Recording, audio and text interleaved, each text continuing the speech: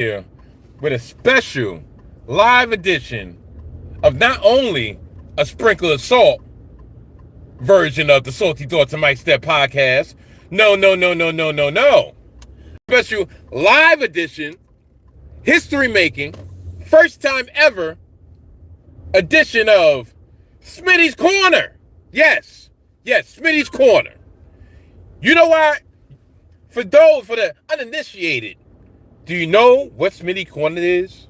Smitty's Corner is whenever I decide to talk about my New York Metropolitans. I've been on such a high. I've been on such a good vibe feeling over the last month, 2 months, going on 3 months for my New York Knickerbockers, the one and true team of New York, the only team in New York that reps the orange and blue correctly, that some people, and when I say some people, I'm specifically talking about Smitty from the group home in Bergen Beach, have gotten a little, upset. Not upset in a mean way, but disappointed that I hadn't had given opportunities to talk about the New York Metropolitans. Why is that? I don't know. Why should I? I don't know. I have a good idea. And that's because the New York Metropolitans have stunk for 95% of this season. When I alerted my bro from Bergen Beach that I was going to talk about my New York Metropolitans, that I was going to say, listen, you happy?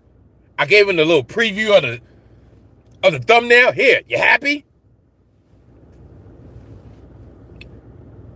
He says, oh, the only time I talk about the Mets is negativity. The only time I talk about the Mets are when they're not doing good. Well, guess what?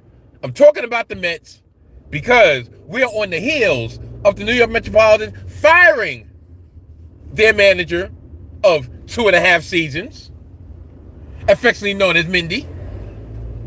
Yet, David Stearns still has his job.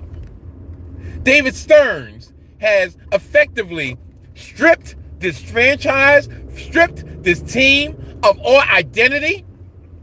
I would say of a competence, but when it comes to the Mets, competence only lasts about 2.5 seasons at a time. So 2 years ago, when we went to Game 6 of the National League Championship Series, and we took the eventual World Series champions to 6 games, something that the New York Yankees weren't able to do, I thought we was on an upswing. I thought we was on the verge of something special. Then when we added Juan Soto to the mix, we blew everybody out of the water because Uncle Steve went in his pockets and he acted like James Harden in Magic City. I was like, yeah, it's up and away. Oh, how I was mistaken. David Stearns never was a believer in our team. David Stearns, tell you the truth, I don't think he ever wanted to come to New York, to be perfectly honest. He was content being the king of a small pond. He was content being the quote-unquote kingmaker in Milwaukee, even though Milwaukee hasn't missed a beat. Some people say Milwaukee has gotten better without David Stearns. David Stearns was given a $50 million contract. He's 2.5 years in. And it's 2.5 years in, he has alienated not only the fan base, he has alienated the media as a whole. He has given old Yankee boy Michael Kay something to talk about infinitely, comparing David Stearns to Brian Cashman, which, listen, I get what he's saying, And I actually might make a point. But Yankee Boy's not the one to be able to say that. We stand at a record of 34-47. Our season was effectively over the second week of April. If you really want to stretch it, maybe the third week of April. Pretty much when we had that 12-game losing streak, it was a wrap. It was done. Finito. Garbage. I was under the thought that there was another team in our division that got off to a similar wretched start, and that was the Philadelphia Phillies. And guess what? Guess what? The Phillies took care of what they needed to take care of. And I'm not going to ignore the gentleman that's in the chat right now. Listen, I'm not going to say anything negative. I'm sorry about your loss. I understand your point of view. You know, your feeling, I'm not going to say your feeling is not valid.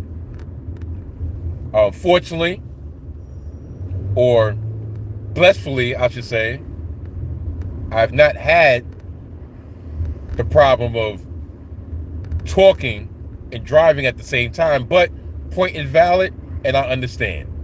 I take no disrespect out of it, and tell you the truth, and hopefully you don't take any disrespect out of me answering or responding to your comment.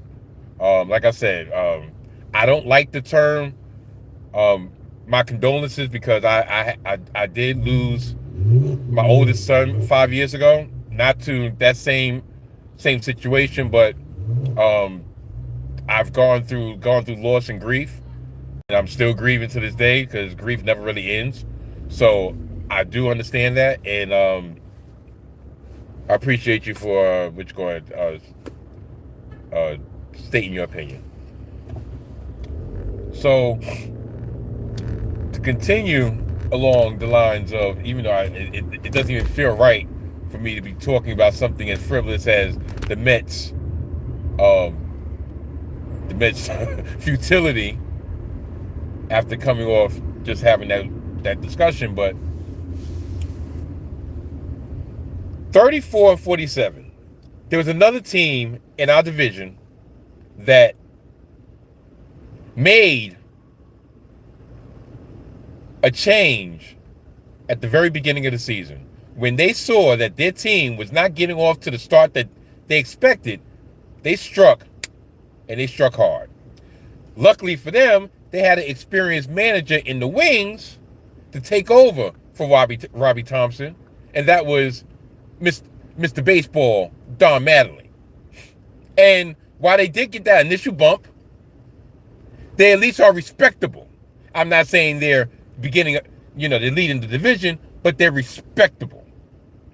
Us, 12-game losing streak, Joey Cora is showing the door in Boston. Should we try to get Joey Cora while we actually have 85% of the season still there? No. Why would we do such a thing? Why would we do such a thing? We could just ride this out.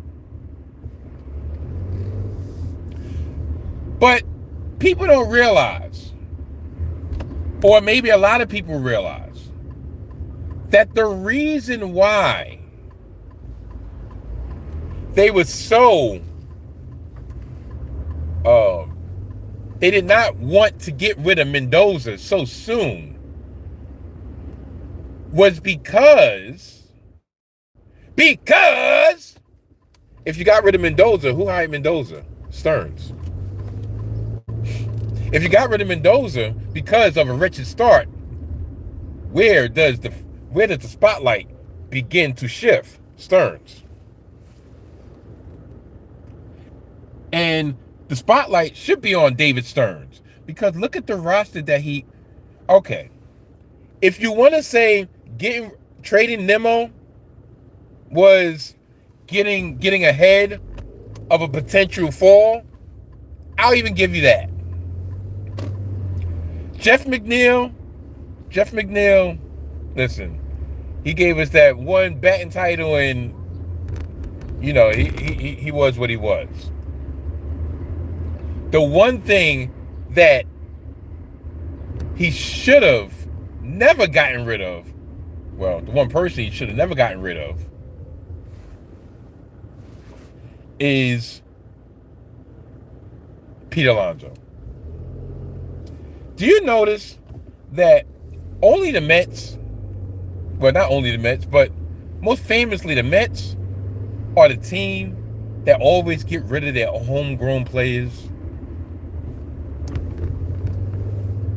We allowed Darryl Strawberry to get away. Yes, I know he had problems, but still, he was homegrown. And that was more of a microcosm of what was going on franchise-wise.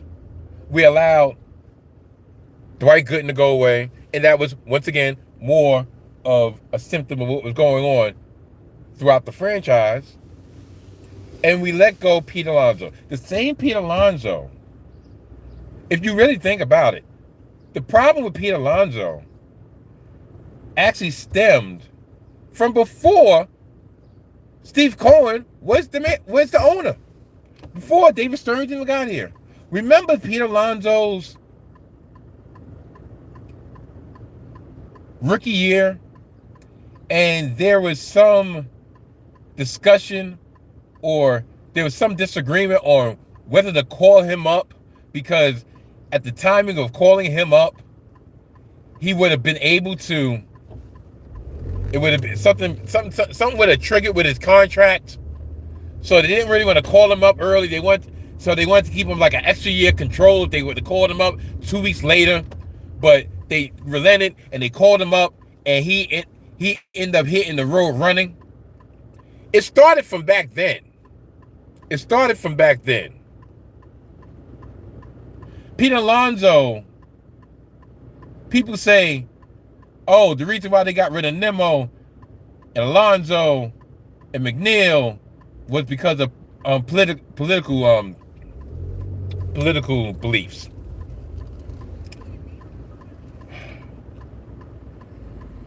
If that's the case, listen, I'll lean one way. And if that's the case, to be perfectly honest, that would be sad, because while I might not agree with everybody's political beliefs, if I was on a team, as long as everybody is 25 people pulling in the same direction for the same common cause, then what's the problem? When y'all go about your business, as long as it wasn't one of those things of Alonso, Nemo, and McNeil was looking at the lights of Diaz, was looking at the lights of Lindor, talking about, yo, should we call ICE on these mother effers? As long as it wasn't one of those things, listen, they lean right, the other people lean left, what have you. They're Mr. Orange supporters, other people were not. To me, that's no reason to get rid of the core. Was the core successful? In a lot of ways they were. And it was the core underachieving? In a lot of ways they were. But to replace the core, to replace all of the coaches, like what did Jeremy Hefner do to deserve to get fired? As far as I know, as far as I believe, Jeremy Hefner had a lot to do with the pitching that we developed, the whole pitching lab. And then, for some reason or another, they got rid of everybody. Now we're Jeremy Hefner.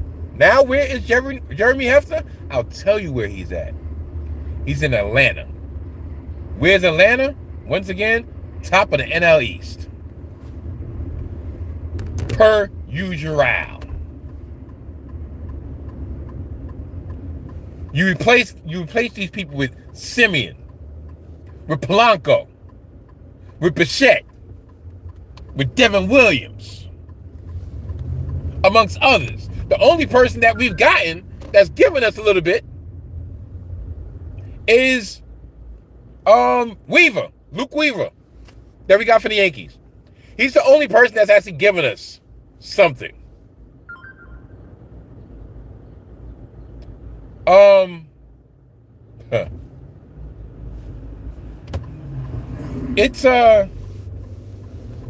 It's distressing. Not only is it distressing, it's the fact that it seems like we are a rudderless ship. It seems like we have no plan, or we have no ability to pivot. For them to say in that press conference that they are not looking forward to the trade deadline, to me, that's just saying, well, we think Mindy was the problem, and hopefully the rest of these retreads will get healthy again and we can make a run. Or at the bare minimum, we can prove that my plan is correct. There's going to be a reckoning. Is Steve Cohen going to allow himself and his ego? Any billionaire that said they don't have an ego is lying. Is Steve Cohen going to allow himself and his ego to take a step back and say, you know what? I have to cut this off before it seeps into the deep recesses of my company, of my business, before it develops into rot. Not dry rot, rot. And of course, somebody got the parking space that I was looking for because I took too long. I was playing with my food. Anyway, what up? What's good? I know you didn't send $100. Stop lying. We back? Yeah, you're darn right we back. But, we back, but we about to be gone because, I gotta go to shoot job. But what it boils down to this is this. As, these people, anyway, where are the Mets going to go next? Where are they going to go? Where is there to go? You have Soto, who you have for the next 14 years, if I'm correct.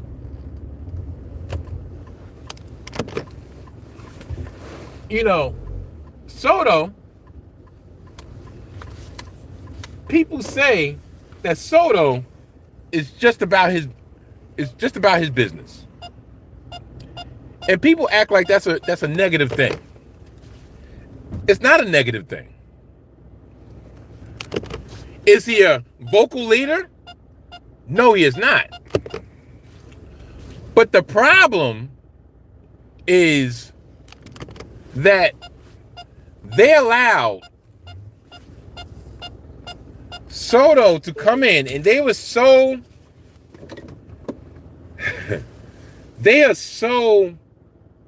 invested in Soto that they literally cut the legs from underneath their spiritual leader, their rah-rah guy, their energy guy, their second best player since Soto's on the team, and that's Francisco Lindor.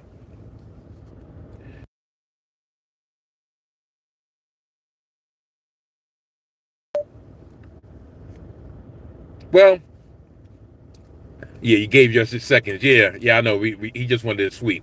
All right, well, that little dingling pause. That little ring was me having to get off. So it's only been 20 minutes, but guess what? Smitty from the group on Moringa Beach. I told you, I gave y'all 20 minutes. which is actually probably longer than I give a lot of things. Do with that as you may. I will see y'all later. Please like, subscribe, tell a friend, tell a friend, tell a friend. Check out all the other videos I have in the archive. My New York Knicks series. My latest video about graduations. My latest video before that about struggle. The whole nine. Do. So I'm gonna get out of here so I can continue actually paying my phone bill so I can get on this live again. And I will bid y'all adieu. Goodbye.